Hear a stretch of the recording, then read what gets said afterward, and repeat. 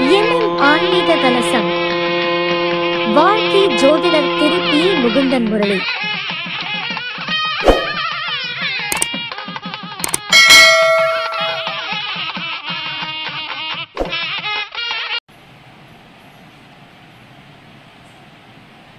ஸ்ரீராமஜெயம் ஸ்ரீராமஜெயம் ஸ்ரீராமஜெயம். ஓங்கி உலகளந்த உத்தமன் பேர் பாடி நாங்கள் நம் பாவைக்கு சாற்றி நீர் ஆடினால் தீங்கின்றி நாடலாம் திங்கள் மும்மாறி பெய்து ஓங்கு பெரும் சென்னல் ஊடு கயலுகல பூங்குவளை போதில் பொறிவண்டு கண்படுப்ப தேங்காதே புக்கிருந்து சீர்த்த மலை பற்றி வாங்க குடம் நிறைக்கும் வள்ளல் பெரும்பசுக்கள் நீங்காத செல்வம் நிறைந்தேலோர் எம்பாவாய், நீங்காத செல்வம் நிறைந்தேலோர் எம்பாவாய், நீங்காத செல்வம் நிறைந்தேலோர் எம்பாவாய். வங்கக் கடல் கடைந்த மாதவனை கேசவனை திங்கள் திருமுகத்து செய்யார் சென்றிருந்தி அங்கப்பறை கொண்ட ஆற்றை அணிபுதுவை பைந்தன தந்து பட்டர்பிரான் கோதை சொன்ன சங்கத் தமிழ் மாலை 30 தப்பாமே இங்கு இப்பரிசுரைப்பார் 2 மால்வரைத்தோள் செங்கன் திருமுகத்து செல்வ திருமாலால் எங்கும் திருவருள் பெற்று இன்பொருவர் எம்பாவாய்.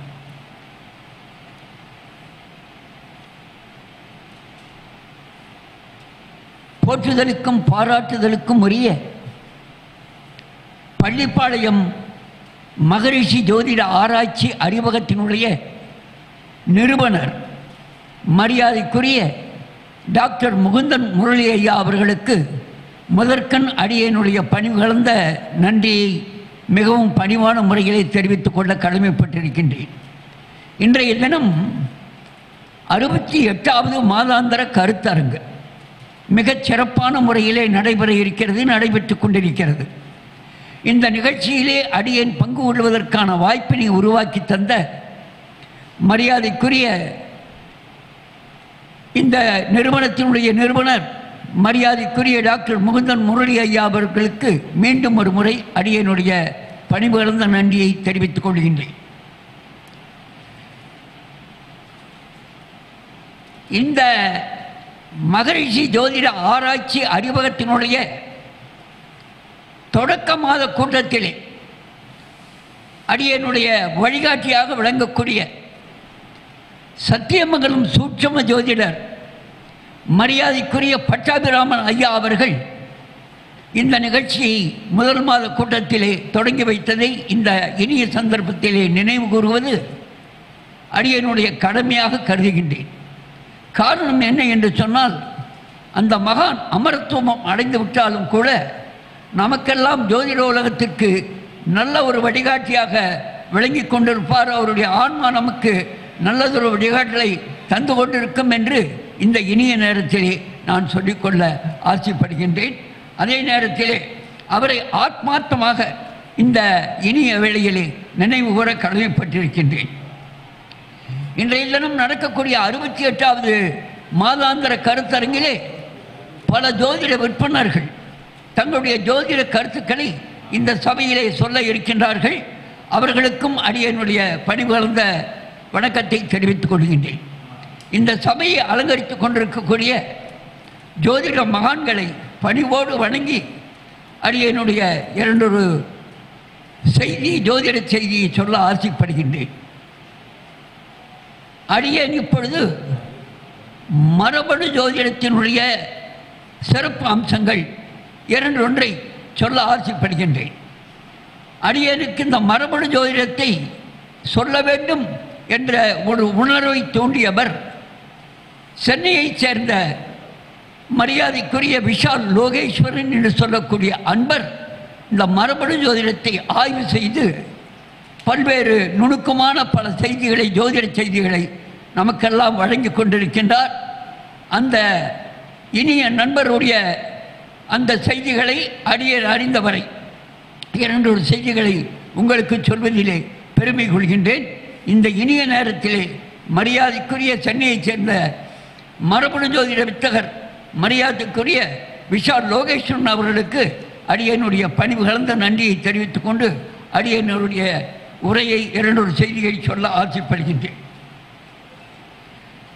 அதாவது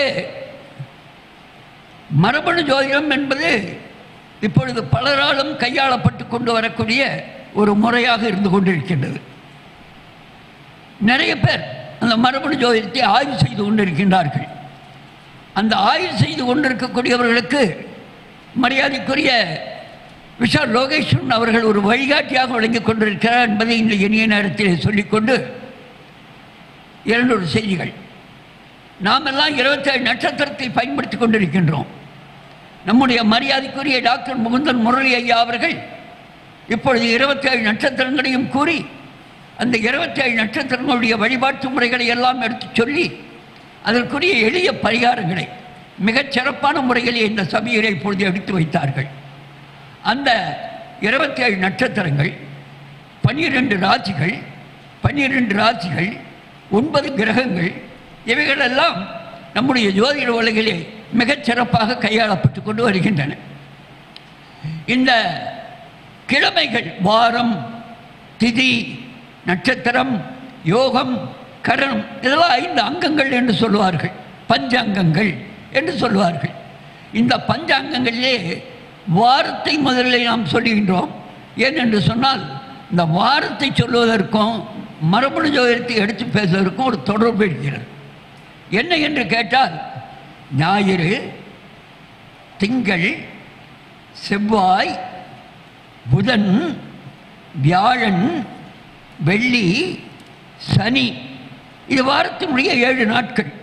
இந்த 7 நாட்களுக்குரிய கிரகம் ஞாயிறு சூரியன், திங்கள் சந்திரன், செவ்வாய் கிரகம் அங்காரகன், புதன் கிரகம், வியாழன் குரு கிரகம், வெள்ளி சுக்கிரன் கிரகம், சனி பகவான் சனி கிரகம் இல்லைங்களா?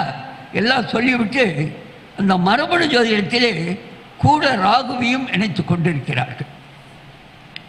இதுதான் முக்கியம். இந்த சூரியனை சொல்லும் பொழுது சூரியனுடைய கர்ம பதிவுகள் 27 நட்சத்திரங்கள் 27 தான், மாற்றம் இல்லை. இந்த 27 நட்சத்திரங்களையும் நாமெல்லாம் எப்படி கையாளுவோம் என்பது ஒரு முறை இருக்கிறது. கேதுவனுடைய நட்சத்திரமா அஸ்வினி மகம் மூலம், சுக்கிரனுடைய நட்சத்திரமா பரணி பூரம் பூராடம், அதே நேரத்தில் சூரியனுடைய நட்சத்திரமா கிட்டியை உத்தரம் உத்திராடம், இப்படி கையாளுவோம். ஆனால் மரபணு ஜோதிடத்திலே சூரியனுடைய கர்ம பதிவு என்று சொன்னால் அதற்கு ஒரு 4 நட்சத்திரங்களை சொல்லுகிறார்கள். அஸ்வினி, ஆயில்யம், அனுஷம், புரட்டாதி, இந்த 4 நட்சத்திரங்களும் சூரியனுடைய கர்ம பதிவை கொடுக்கக்கூடிய நட்சத்திரங்கள்.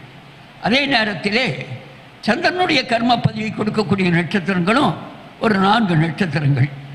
பரணி, மகம், கேட்டை, உத்திரட்டாதி. இந்த பரணி, மகம், கேட்டை, உத்திரட்டாதி என்று சொல்லக்கூடிய இந்த 4 நட்சத்திரங்களும் சந்திரனுடைய கர்ம பதிவை கொடுக்கக்கூடிய நட்சத்திரங்கள். இவ்வாறாக செவ்வாய்க்கு ஒரு 4 நட்சத்திரம், புதனுக்கு சூரியன், சந்திரன், செவ்வாய் இந்த 3க்கும் 12 நட்சத்திரங்கள் ஒதுக்கப்பட்டிருக்கின்றன கர்ம பதிவுகளுக்காக. அதே நேரத்தில் புதன், குரு, சுக்கிரன், சனி, ராகு இந்த 5 கிரகங்களுக்கும் 3 நட்சத்திரங்கள் கர்ம பதிவுகளாக ஒதுக்கப்பட்டிருக்கின்றன. ஆனால் கேதுவுக்கு கர்ம பதிவு வழங்கக்கூடிய நட்சத்திரங்கள் வழங்கப்படவில்லை. அதற்கு காரணம் என்னன்னு கேட்டிங்கன்னா, அந்த கேது பிறவாத்தன்மையை கொடுக்கக்கூடிய கிரகம், பிறவா நிலை ஞானகாரகன் சொல்லுவாங்க, முக்தி அளிக்கக்கூடிய கிரகம். ஆகையினால் கேதுவுக்கு கர்ம பதிவு வழங்கக்கூடிய நட்சத்திரங்கள் வழங்கப்படவில்லை. இன்றைய தினம் அடியை எதை பற்றி பேசலாம் என்று நினைக்கிறேன் என்று சொன்னால், நாமெல்லாம் திருமணம் பொருத்தம் பார்க்குறோம். திருமண பொருத்தம் பார்க்கும் பொழுது பொருத்தங்கள் 10 பொருத்தங்களை பார்க்குறோம். ஜாதகத்தோடு ஜாதகத்தை ஒப்பிட்டு இந்த ஜாதகத்துக்கு இந்த ஜாதகம் பொருத்தம் உள்ளதா என்று பல்வேறு கோணங்களிலே ஆய்வு செய்து அவரவர்களுக்கு மனசிலே படக்கூடிய அந்த ஜோதிட அந்த ஞானத்தை கொண்டு அதை வெளிப்படுத்தி பொருத்தம் பார்க்கிறார்கள். இந்த பொருத்தம் பார்ப்பதை காட்டிலும் நாம் முதலிலே செய்ய வேண்டியது மரபணு ஜோதிடத்தின் அடிப்படையிலே கொடுப்பினை என்ன இருக்கிறது என்பதை நாம் அறிய வேண்டும் என்பதை மிகவும் பணிவான முறையில் இந்த சபையிலே சொல்லிக்கொள்ள ஆசைப்படுகின்றேன். இந்த கொடுப்பினை அறியக்கூடிய முறையை இப்பொழுது நான் சொல்ல ஆசைப்படுகின்றேன். இந்த பொருத்தம் பார்க்கின்றோம், 10 பொருத்தம் பார்க்கின்றோம். தினம், கணம், யோனி, ராசி, ரஜ்ஜி, ராசி அதிபதி, ஸ்ரீ, தீர்க்கம், மகேந்திரம், இது போன்ற 10 பொருத்தங்களை பார்த்துவிட்டு ஜாதகத்தோடு ஜாதகம் கட்ட பொருத்தமும் பார்க்கின்றோம். ஆனால் இவையெல்லாம் பார்த்து நாம் ஒரு 5 ஜாதகங்களுக்கு குறிப்பிட்டு கொடுத்தால் கூட சில நேரங்களிலே அது மனமேடை வரை செல்வதில்லை. அதற்கு காரணம் என்னன்னு கேட்டிங்கன்னா, அந்த கொடுப்பினை அந்த ஜாதகத்தில் இருக்கிறதா என்பதை பார்த்து அதற்கு பிறகு பொருத்தம் பார்த்து வழி அனுப்பினால் நன்றாக இருக்கும் என்ற ஒரு நல்ல செய்தியை இந்த இடத்திலே சொல்லிக்கொள்ள ஆசைப்படுகின்றேன். அந்த கொடுப்பினை என்பது எவ்வாறு காண்பது? மரபணு ஜோதிட ரீதியாக ஒரு 6 நட்சத்திரத்துக்கு மட்டும் இந்த கொடுப்பினை அறியக்கூடிய அந்த முறையை நான் இப்பொழுது சொல்ல ஆசைப்படுகின்றேன். அதை தயவுசெய்து நீங்கள் தேவைப்பட்டவர்கள் குறித்து கொள்ளலாம். என்னன்னு கேட்டிங்கன்னா, அந்த 6 நட்சத்திரம் என்ன அப்படின்னு கேட்டிங்கன்னா,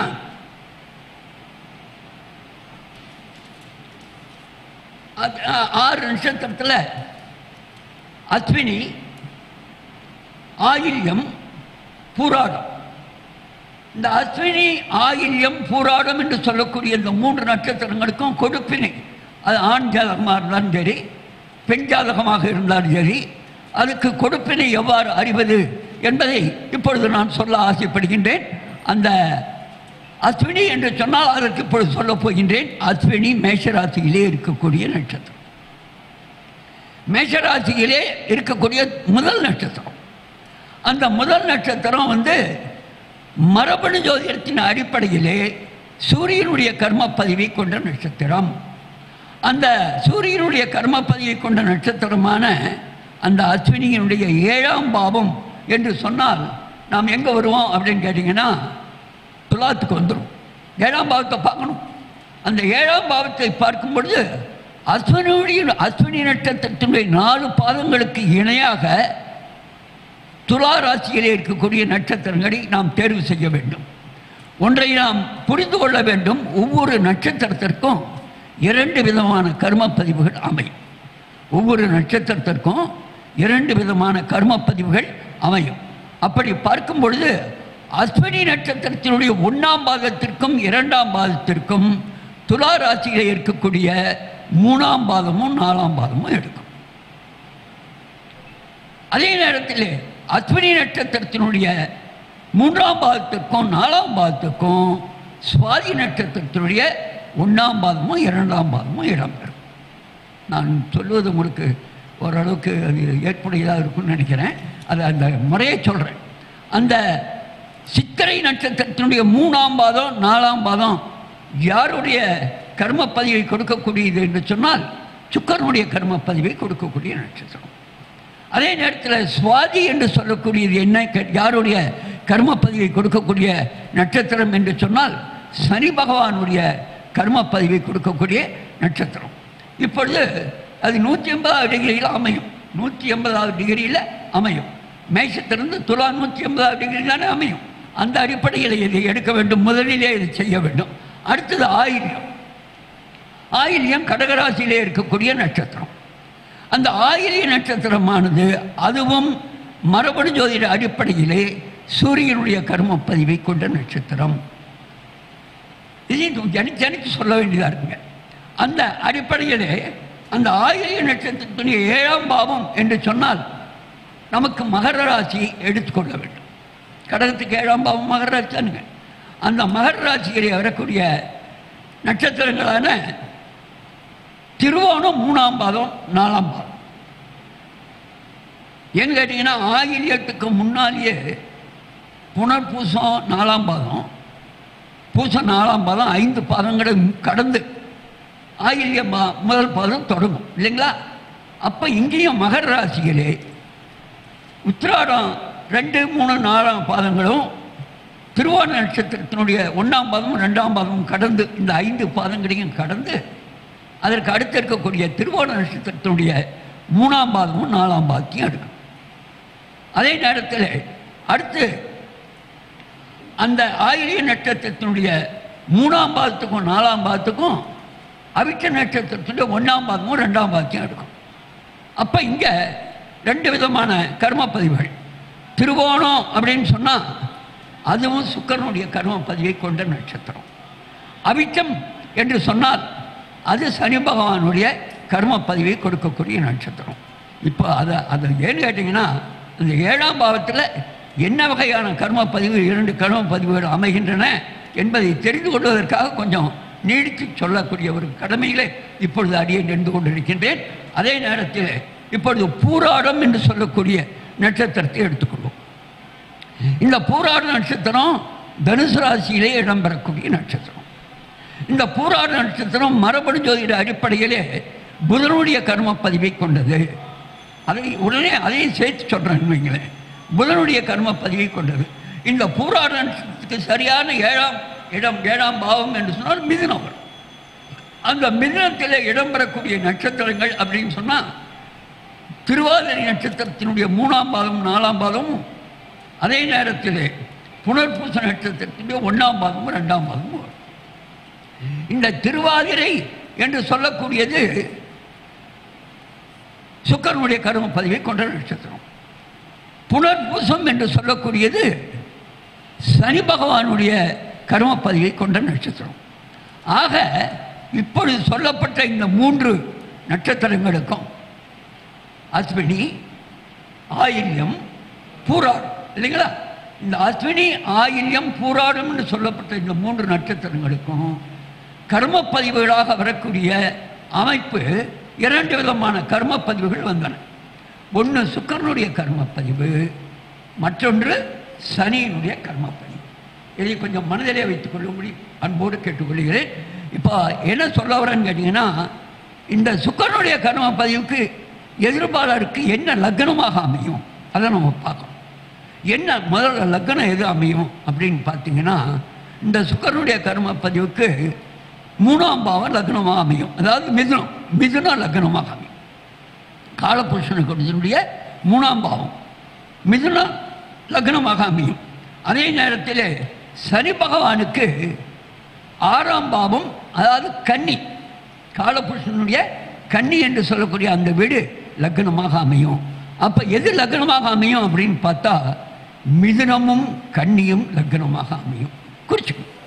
எதிர்பாளருடைய லக்னம் எதுவாக அமையும் அப்படின்னு சொன்னால் மிதுனமும் கன்னியும் லக்னமாக அமையும். சரி, இந்த மிதுனமும் கன்னியும் லக்னமாக அமையும் என்று சொன்னோமே, அது அமைப்பு. அடுத்தது கிரகம் எது அமையும் அப்படின்னு பார்த்தீங்கன்னா, அந்த லக்னம் மிதுனமும் கன்னியும் லக்னமாக அமையும். அதே நேரத்தில் கிரகம் என்று சொன்னால் புதன் எடுத்துக்கொள்ள வேண்டும். ஏன்னு கேட்டிங்கன்னா, சுக்கிரனுடைய கர்ம பதிவுக்கு கிரகங்கள் கொடுக்கப்படவில்லை. ஆகையினால சனியனுடைய கர்ம பதிவு இப்போ பேசியிருக்கோம். அதனால் சனியனுடைய கர்ம பதிவுக்கு புதன் கிரகத்தை நாம் எடுத்துக்கொள்ள வேண்டும். அந்த புதன் மிதுனத்திலையும் இருக்கலாம். ஏன்னா இப்போ இந்த 2 லக்னத்தையும் எடுத்தோம், மிதுனம் கன்னி, அந்த கன்னியிலையும் இருக்கலாம்.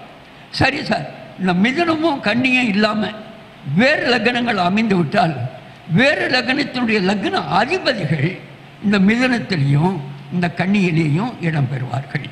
இது முதல் பாயிண்ட். இது அந்த முதல்ல தெரிஞ்சுக்க வேண்டிய ஒரு கடமை. அந்த முதல் பாயிண்ட்டாக அதை எடுத்துக்கணும். அடுத்தது 2வது பாயிண்ட் என்னன்னு கேட்டிங்கன்னா, பாவ இணைவுகள்.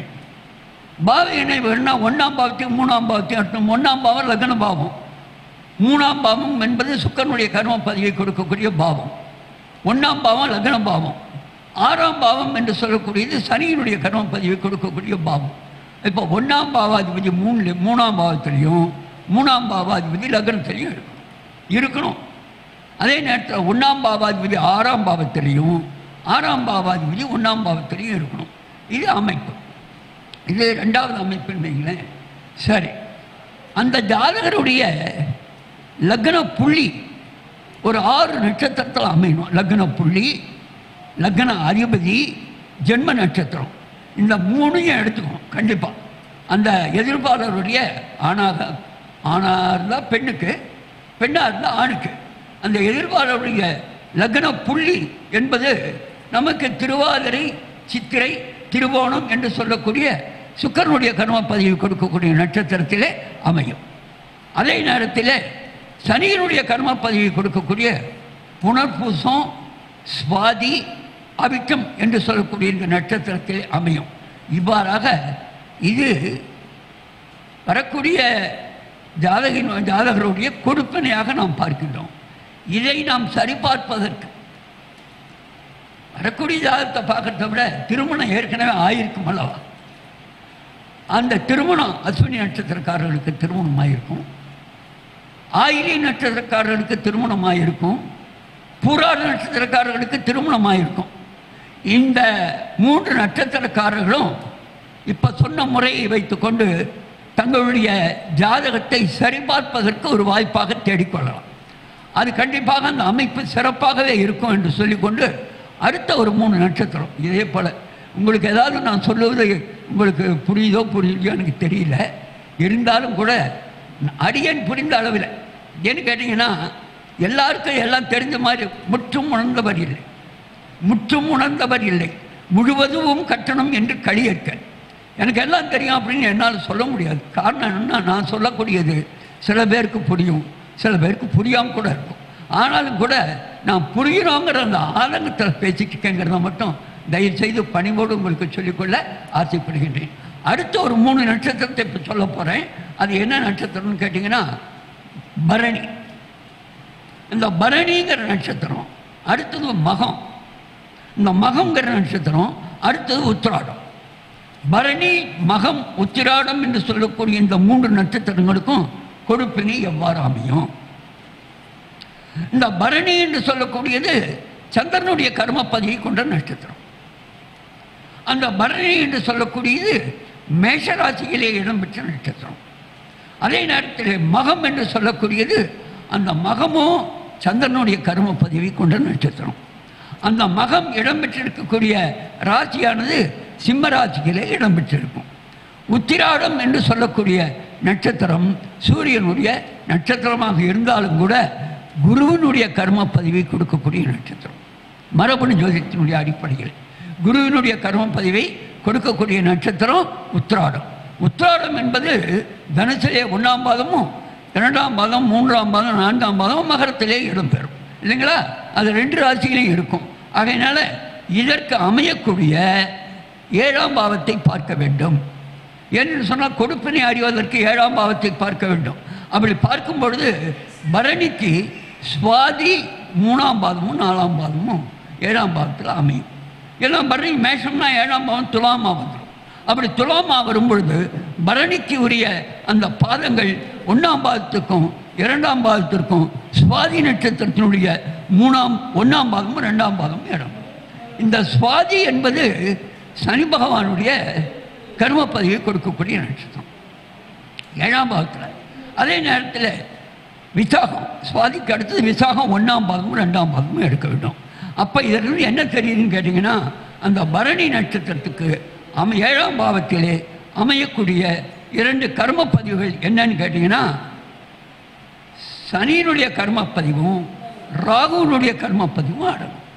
ஏன்னு கேட்டிங்கன்னா சுவாதி சனியினுடைய கர்மப்பதிவை கொடுக்கக்கூடியது, விசாகம் ராகுனுடைய கர்மப்பதிவை கொடுக்கக்கூடியது. அடுத்தது மகம் நட்சத்திரத்துக்கு வரும். இந்த மகம் நட்சத்திரம் சிம்ம ராசியிலே இடம்பெறக்கூடிய நட்சத்திரம். அந்த சிம்ம ராசியிலே இடம்பெறக்கூடிய நட்சத்திரம் அதற்கு சரியாக 7ஆம் பாவத்திற்கு நாம் வருவோம் என்று சொன்னால் நாம் கும்பத்துக்கு பார்க்கணும். 7ஆம் பாவம் 180 டிகிரியில் கும்பம் தானே. அப்போ அந்த கும்பத்துக்கு நாம் பார்க்கும்பொழுது மகத்துக்கு அவிட்டம் 3ஆம் பாதமும் 4ஆம் பாதமும் அமையும். அதே நேரத்தில் சதயம் 1ஆம் பாதமும் 2ஆம் பாதமும் அமையும் அந்த மகம் நட்சத்திரத்துக்கு. அப்போ இந்த அவிட்ட நட்சத்திரம் என்பது சனியனுடைய கர்மப்பதிவை கொடுக்கக்கூடிய அமைப்பு. அதே நேரத்தில் சதயம் என்பது ராகுனுடைய கர்மப்பதிவை கொடுக்கக்கூடிய ஒரு அமைப்பு. இப்போ உத்திராடத்துக்கு எடுத்துக்கிறோம். இப்போ உத்திராடம் வரும்பொழுது தனுசு ராசியிலே இருக்கக்கூடிய கடைசி பாதம், தனுசு ராசியிலே இருக்கக்கூடிய கடைசி பாதம் உத்திராடம் 1ஆம் பாதம். ஆனால் அதற்கு நேராக மிதுனத்துக்கு போகும். மிதுனம். அப்போ மிதுனத்துக்கு போகும்போது கடைசியாக இருக்கக்கூடிய நட்சத்திர பாதமானது புனர்பூசம் 4ஆம் பாதம். புனர்பூசம் 3ஆம் பாதம், மன்னிக்கணும், புனர்பூசம் 3ஆம் பாதம். ஆக இந்த புனர்பூசம் 3ஆம் பாதமும் அடுத்து கடகத்தில் இருக்கக்கூடிய புனர்பூசம் 4ஆம் பாதமும் இந்த உத்திராட நட்சத்திரத்தினுடைய 1ஆம் பாதத்துக்கும் 2ஆம் பாதத்துக்கும் எடுக்கணும். அப்போ புனர்பூசம் 3ஆம் பாதத்தையும் 4ஆம் பாதத்தையும் எடுத்தாச்சு. அடுத்தது பூசம் 1ஆம் பாதமும் 2ஆம் பாதத்தையும் எடுக்கணும். இந்த 4 பாதத்துக்கு 4 பாதம் ஈக்குவலன்ட் பண்ணணும், அவ்வளோதான், வேற ஒன்றும் இல்லைங்க. இந்த 4 பாதத்துக்கு அந்த 4 பாதத்தை நாம் சரியாக எடுக்க வேண்டும். இப்போ புனர்பூசம் 3ஆம் பாதம் 4ஆம் பாதம்னு சொன்னோம். அந்த புனர்பூசம் 3ஆம் பாதம் 4ஆம் பாதங்கிறது புனர்பூசம் சனி பகவானுடைய கர்மப்பதிவை கொடுக்கக்கூடிய நட்சத்திரம். அதே நேரத்தில் பூசம் என்பது ராகுனுடைய கர்மப்பதிவை கொடுக்கக்கூடிய நட்சத்திரம். இப்போ நாம் 2 விதமான கர்மப்பதிவை எடுத்திருக்கோம். எந்த நட்சத்திரத்துக்கு? பரணி, மகம், பூராடம். இந்த பரணி, மகம், பூராடம் என்று சொல்லக்கூடிய இந்த 3 நட்சத்திரங்களுக்கும் நாம் எடுத்த அந்த கர்மப்பதிவுகளானது சனியினுடைய கர்மப்பதிவையும் ராகுனுடைய கர்மப்பதிவையும் எடுத்திருக்கோம் இல்லைங்களா? அந்த ராகுனுடைய கர்மப்பதிவையும் எடுத்திருக்கோம். அப்போ 2 விதமான கர்மப்பதிவுகள் இந்த 3 நட்சத்திரத்துக்கும் அமையும். பரணிக்கும் மகத்துக்கும் உத்திராடத்துக்கும்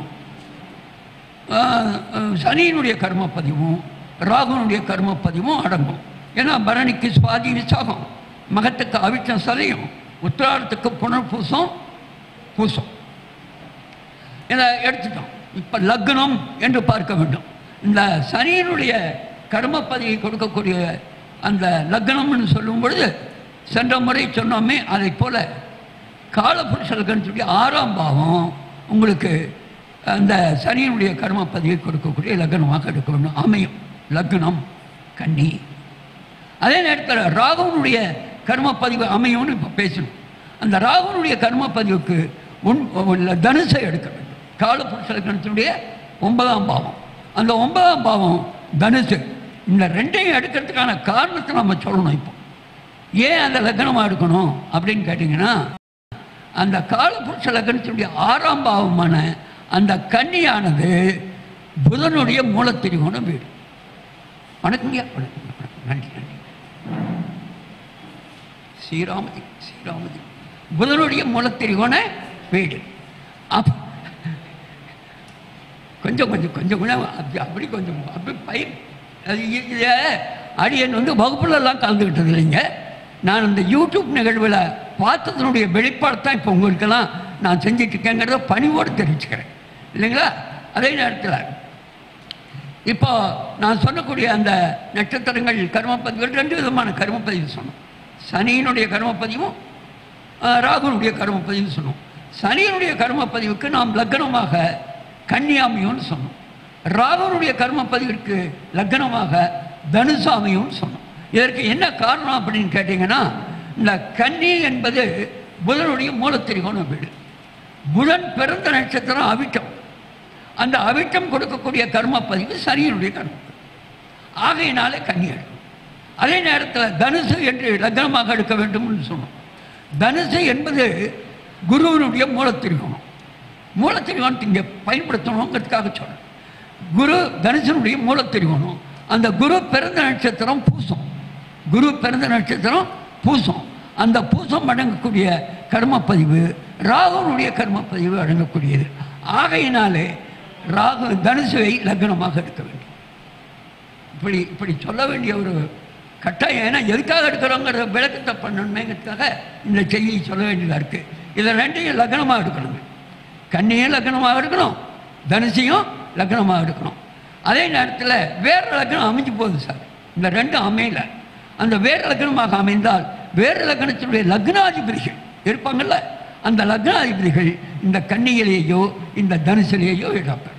இது முதல் பாயிண்ட் ஆச்சுங்களா? அடுத்த 2வது பாயிண்ட்டு இந்த பாவ இணைவுகள். நான் முதலே சொன்னேன், 1ஆம் பாவம் லக்னம், 6ஆம் பாவம் சனியினுடைய கர்மப்பதிவு கொடுக்கக்கூடியது, 1ஆம் பாவம் லக்னம், 9ஆம் பாவம் ராகுனுடைய கர்ம, 6ஆம் பாவம் சனியினுடைய கர்மப்பதிவு கொடுக்கக்கூடிய பாவம்னு நினைவுபடுத்தணும். ஆகையினால இந்த 1, 6, 1, 9 லக்னாதிபதி 6ல் இருக்கலாம், 6ஆம் அதிபதி லக்னத்தில் இருக்கலாம், லக்னாதிபதி 9ல் இருக்கலாம், 9ஆம் அதிபதி லக்னத்தில் இருக்கலாம். இந்த பாவ இணைவுகளில் அந்த ரெண்டாவது இடம் பெறும். அடுத்தது மூணாவதா அந்த ஜாதகருடைய லக்ன புள்ளி, லக்ன அதிபதி, ஜென்ம நட்சத்திரம் ஒரு 6 நட்சத்திரத்தில் அமையும். இந்த 6 நட்சத்திரமும் சனியினுடைய கர்மப்பதிவை கொண்ட நட்சத்திரங்கள் 3ம், ராகுனுடைய கர்மப்பதிவுகளை கொண்ட நட்சத்திரங்கள் 3மாக இந்த 6 நட்சத்திரங்கள் லக்ன புள்ளியாகவோ லக்ன அதிபதியாகவோ ஜென்ம நட்சத்திரமாக அமைய வேண்டும். அப்போ புனர்பூசம், ஸ்வாதி, அவிட்டம், புனர்பூசம், ஸ்வாதி, அவிட்டம் என்று சொல்லக்கூடிய இந்த 3 நட்சத்திரங்களும் சனி பகவானுடைய கர்ம பதிவை கொடுக்கக்கூடிய நட்சத்திரங்கள். பூசம், விசாகம், சதயம் இவை 3ம் ராகுனுடைய கர்ம பதிவை கொடுக்கக்கூடிய நட்சத்திரங்கள். இந்த அமைப்பை நாம் பார்க்க வேண்டும். இது இந்த ஆணாக இருந்தால் பெண்ணுக்கு, பெண்ணாக இருந்தால் ஆணுக்கு கொடுப்பினையாக அமையும், கொடுப்பினையாக அமையும். இந்த கொடுப்பினையாக அமையும் சொல்லும் பொழுது நாம் திருமணம் ஆனவர்கள் இருப்பார்கள் அல்லவா, திருமணம் ஆனவர்கள் பரணி, மகம், உத்திராடம் இந்த நட்சத்திரத்தில் திருமணம் ஆனவர்கள் இருப்பார்கள் அல்லவா, அவர்களுடைய ஜாதகத்தில் இந்த அமைப்பை பொருத்தி பார்த்தால் நிச்சயமாக சரியாக இருக்கும். இது பிரபஞ்ச விதியாக சொல்லப்பட்டிருக்கிறது, பிரபஞ்சம் வகுத்து கொடுத்த விதியாக சொல்லப்பட்டிருக்கிறது என்பதை பணிவோடு இந்த சபையிலே தெரிவித்துக் கொள்ள கடமைப்பட்டிருக்கின்றேன். அடுத்து என்னன்னு கேட்டிங்கன்னா, குழந்தைகள் பிறந்த நட்சத்திரத்தை வைத்துக்கொண்டு தந்தையினுடைய அந்த ஜாதக அமைப்பை எவ்வாறு காண்பது, ஒரு பரிசீலனைக்காக சரிபார்ப்பது எப்படி அப்படிங்கிறதுக்காக இதை நான் சொல்ல வேண்டிய கட்டாயத்தில் இருந்து கொண்டிருக்கின்றேன். அதே நேரத்தில் குழந்தைகளுடைய நட்சத்திரம் மகனின் ஜாதகம், சுவாதி, அவிட்டம், மகன், தந்தை சுவாதி, நட்சத்திரம், குழந்தையினுடைய நட்சத்திரம் திருவாதிரை, சித்திரை, திருவோணம் இந்த 3 நட்சத்திரத்தையும் எடுத்துக்கலாம். திருவாதிரை குழந்தையினுடைய நட்சத்திரமாக இங்க பாருங்க, குழந்தையினுடைய நட்சத்திரமாக சுவாதி, அவிட்டம், ரோகிணி இந்த 3 நட்சத்திரத்தையும் எடுத்துக்கலாம். இந்த சுவாதி, அவிட்டம், ரோகிணி என்று சொல்லக்கூடிய குழந்தையினுடைய நட்சத்திரமாக இருந்தால் அவருடைய தந்தையினுடைய ஜாதக அமைப்பு மரபணு ஜோதிடப்படி எப்படி இருக்கும் என்பதை இப்பொழுது 2 செய்திகளாக சொல்ல ஆசைப்படுகின்றேன். சுவாதி என்று சொன்னால் அதனுடைய 9ஆம் பாவத்தில், சுவாதி துலாத்தில் இருக்கக்கூடிய நட்சத்திரம். ஆனால் அதனுடைய 9ஆம் பாவம் தந்தையினுடைய ஸ்தானம், அந்த பித்துர் ஸ்தானம் என்று சொல்லுவோம். அந்த பித்துர் ஸ்தானத்திலே திருவாதிரை அமையும். சுவாதிக்கு இணையான நட்சத்திரம் திருவாதிரை.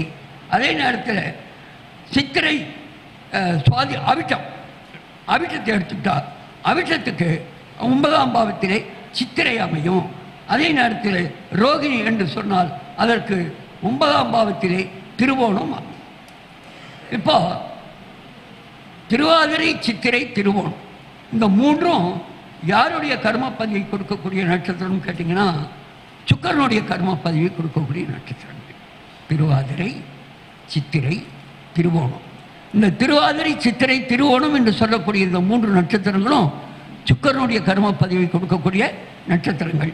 இந்த சுக்கரனுடைய கர்மப்பதிவை கொடுக்கக்கூடிய நட்சத்திரங்கள் என்று சொன்னால் லக்னம் தந்தைக்கு எதுவாக அமையும் அப்படின்னு கேட்டிங்கன்னா மிதுனமாக அமையும். ஏன்னா சுக்கரனுடைய கர்மப்பதிவை காலபுருஷனுக்கு 3வது வீடு சுக்கரனுடைய கர்மப்பதிவை கொடுக்கக்கூடிய வீடாக சொல்லப்பட்டிருக்கு. அதனால் மிதுனமாக அமையும். இல்லைன்னா வேறு லக்னமாக அமைந்தால் அந்த லக்னாதிபதி மிதுனத்தில் இருப்பார். இது முதல்ல எடுத்துக்கணும். அடுத்தது பாவம் என்று சொன்னால் 1ஆம் பாவமும் 3ஆம் பாவமும் இணையும். ஏன்னா இப்போ அப்படித்தானே பேசணும். சுக்கரனுடைய கர்மப்பதிவுக்கு 1ஆம் பாவம் லக்னாதிபதி லக்ன பாவம் 3ஆம் பாவத்திலையும் 3ஆம் பாவாதிபதி லக்னத்திலேயும் இடம்பெறும். இதை எடுத்துக்கணும். சரி, அந்த தந்தையினுடைய லக்ன புள்ளி, லக்ன அதிபதி, ஜென்ம நட்சத்திரம் இதில் 3 எந்த அமைப்பில் அமையும்னு கேட்டிங்கன்னா அது ஏற்கனவே சொன்னால் இப்போ சுக்கரனுடைய கர்மப்பதிவை கொடுக்கக்கூடிய லக்ன புள்ளி திருவாதிரை, சித்திரை, அதே நேரத்தில் திருவோணம். இந்த அமைப்பில் லக்ன புள்ளியோ லக்ன அதிபதி நின்ற நட்சத்திரமோ அல்லது ஜென்ம நட்சத்திரமோ அமையும் என்று சொல்லிக்கொள்ள ஆசைப்படுகின்றேன். அதே போல் இதெல்லாம் ஒரு பரிசீலனைக்காக சொல்லப்பட்டிருக்கக்கூடிய ஒரு விஷயங்கள். ஒரு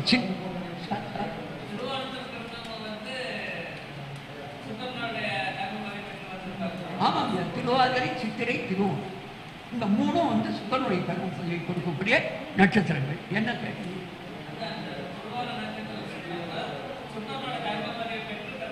தந்தைக்கு அமையும் அப்படிங்கிறத சரிபார்க்கறதுக்காக குழந்தைகளுடைய. ஏன்னா டிஎன்ஏன்னு சொன்னால் மருத்துவ இடத்துல போனோம்னா அந்த செக்கப் பண்ணுறாங்க இல்லைங்க, அந்த டிஎன்ஏ செக்கப் பண்ணுறாங்க இல்லைங்க, அதை ஜோதிட ரீதியாக நாம் தெரிந்து கொள்வதற்கு ஒரு அருமையான சந்தர்ப்பத்தை நாம் ஏற்படுத்திக் கொள்ள வேண்டும்.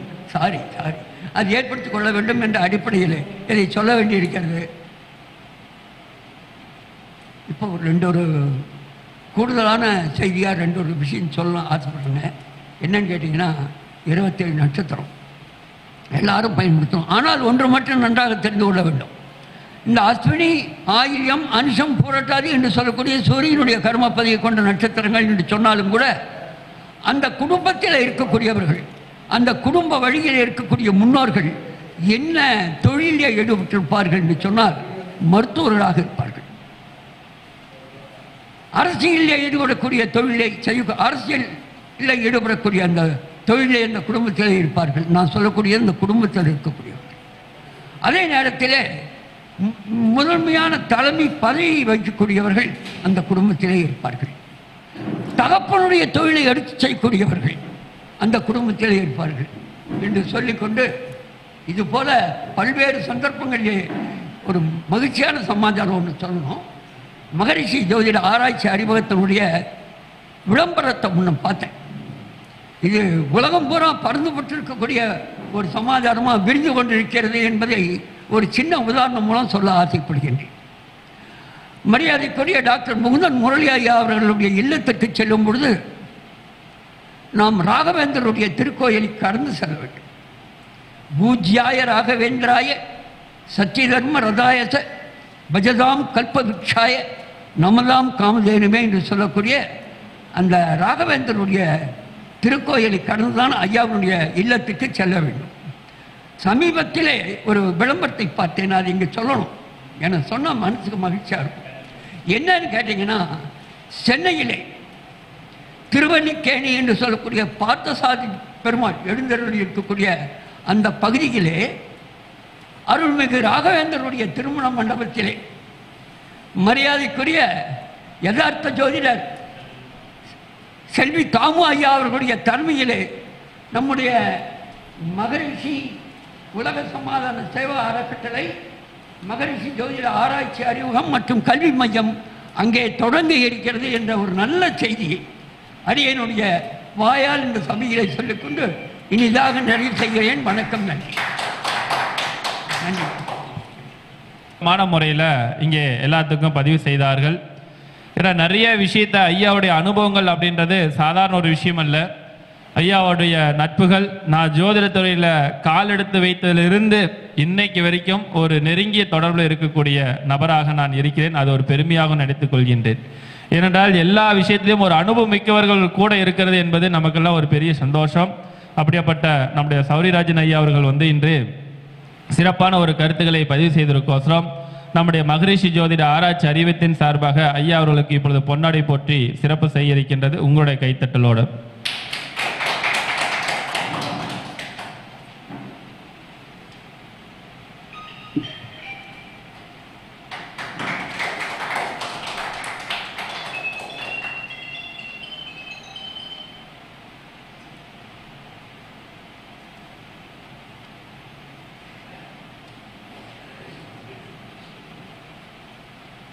நம்முடைய 68வது மாதாந்திர சிறப்பு கூட்டத்திற்கு அன்னதானம், மத்திய உணவு அன்னதான நன்கொடையாக நம்முடைய ஐயா வெங்கடேஷ் ஐயாவுடைய மாமா அவர்கள் காவேரிப்பட்டினம், இத்தனைக்கும் அவருக்கு ஜோதிடத்துக்கு வந்ததே இல்லை. ஆனால் அவருடைய ஈர்ப்பிசை, ஆன்மீகத்தினுடைய தொடர்புடைய ஈர்ப்பிசின் சார்பாக ஐயா அவர்கள் இந்த மாத அன்னதானம் நன்கொடை ஐயா அவர்கள் அளித்திருக்கிறார்கள். அவர்களுக்கு இந்த நேரத்தில் மகரிஷி ஜோதிட ஆராய்ச்சி அறிவித்தின் சார்பாக மனமார்ந்த ஒரு நன்றியும் கைத்தட்டலோட உற்சாகத்தோடு நம்ம ஐயா அவர்களுக்கு கொடுப்போம்.